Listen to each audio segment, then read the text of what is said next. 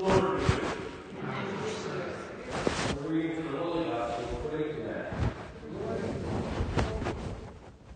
When Jesus saw the crowds, he went up the mountain, and after he had sat down, his disciples came to him. He began to teach them, saying, "Blessed are the poor in spirit, for theirs is the kingdom of heaven. Blessed are they who mourn, for they will be comforted. Blessed are the meek, for they will inherit the land. Blessed are they who hunger and thirst for righteousness, for they will be satisfied. Blessed are the merciful, for they will be shown mercy.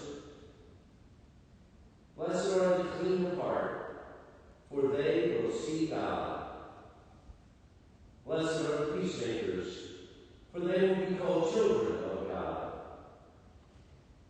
Blessed are they who are persecuted for the sake of righteousness, for theirs is the kingdom of heaven.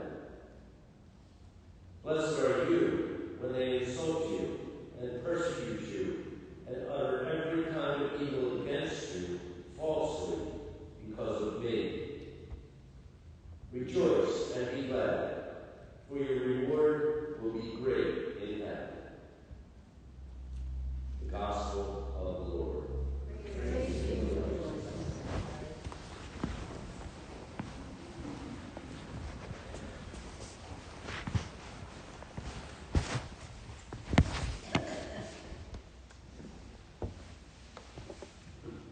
As we reach the time of the year where the church celebrates the solemnity of all saints, and we're given the Beatitudes as our gospel passage to reflect on, I'd like to talk about God's mercy and unconditional love, and how we need unconditional love, but the vehicle through which we get that unconditional love is God's mercy.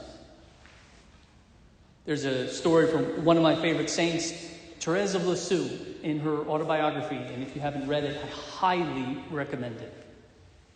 And she talks about the beginning of her life, and one of the stories she focuses on and brings up is this story about how one of her older sisters came to her with a basket full of dolls that she wasn't using anymore.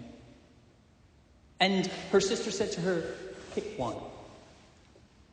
And she says, "I choose all." Now, the story seems a little innocuous, and like, what's the significance? Doesn't seem very significant.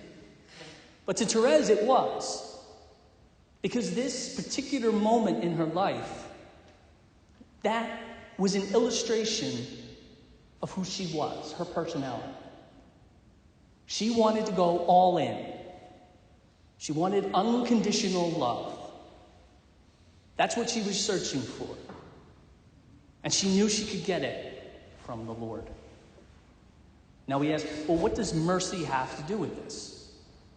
Well, let's look at what mercy is. Mercy is a feeling of compassion, sympathy, empathy for someone who's in a lower position.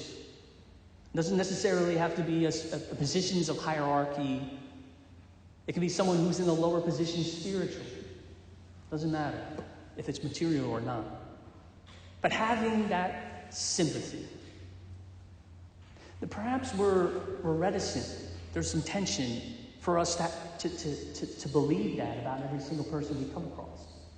There's something in our hearts that's negating the fact that we should be merciful. And in our minds we're saying, well, it's a tough world. Survival of the fittest. Why should I be merciful? But then at the same time, we have to remember, if we're going to live that way, try to live that way and not become angry, bitter about humanity. But then we might say, well, Father, you're talking about a deity, and I'm an atheist. I believe in rationality. Rationality can solve everything. If human beings were more rational, we could solve everything. Well, I'm going to challenge any person who says that.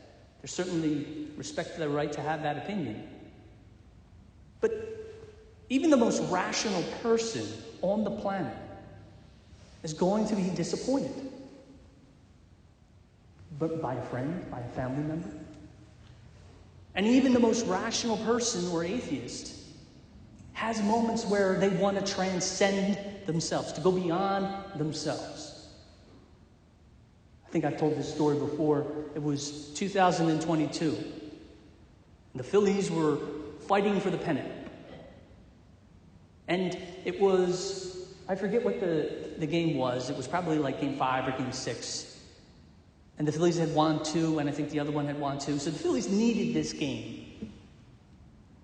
And they were down by 2 runs. It was the 8th inning. So this was crunch time. The Phillies had to do something. There was 2 men on base. And you never guess who came up with it. Bryce Harper. And everyone's thinking the same thing. Okay, $1 million man. This is what we bought him for. Everyone's on their feet in anticipation. What's going to happen? And you know as well as I do what happened. Bedlam at the bank. But Bryce Harper's reaction when he got into the dugout was this. I can't believe I just did that.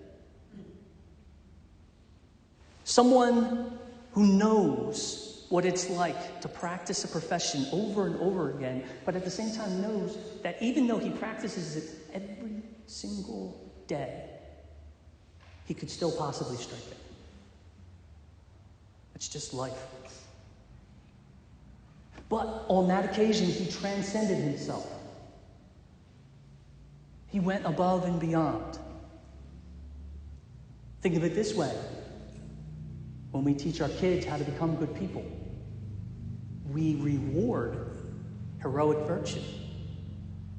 When they look out for one of their classmates or do something good, we reward that. So we always want that transcendence. So maybe at this time you're saying, Father, I'm with you. Okay, I get it. But I'm still having this reticence. There's something, I'm afraid, and I don't understand why. I'm afraid to be merciful. But we're afraid to be merciful because we don't want to get hurt. It's human nature not to be hurt. So what do we do with that? Well, we can think about it in a different way. What does this hurt mean?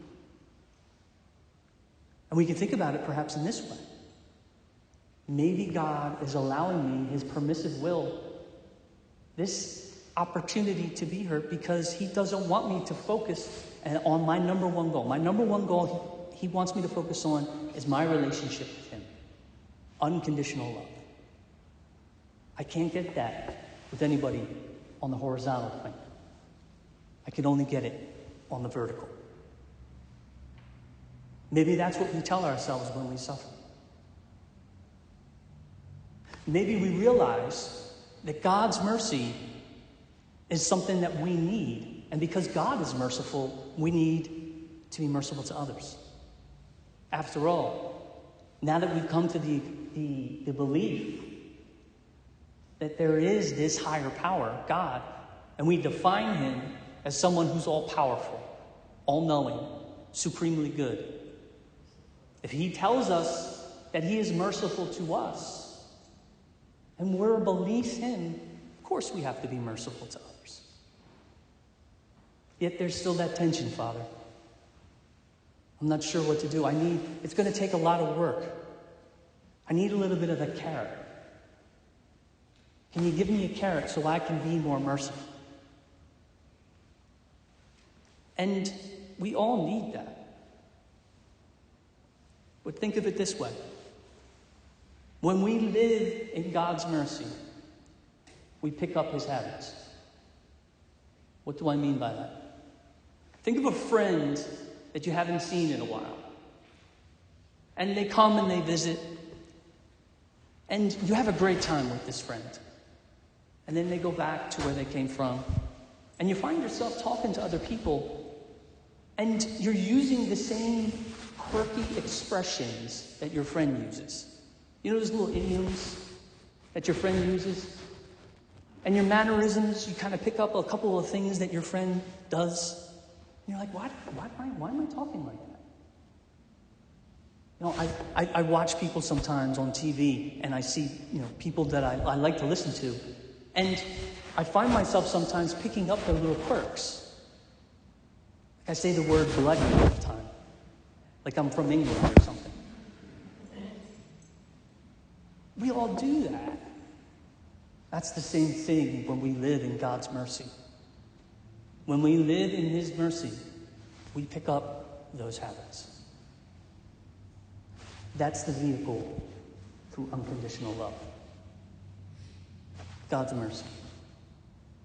Because when we take down those barriers of fear, and we can put that suffering in perspective, we can relate better to one another. So my friends, as we continue to pray today, we ask the intercession of the saints. Whoever our favorite saint is, we ask them for that fortitude to be able to understand what God's mercy is and live in that mercy so we can find the unconditional love we truly want.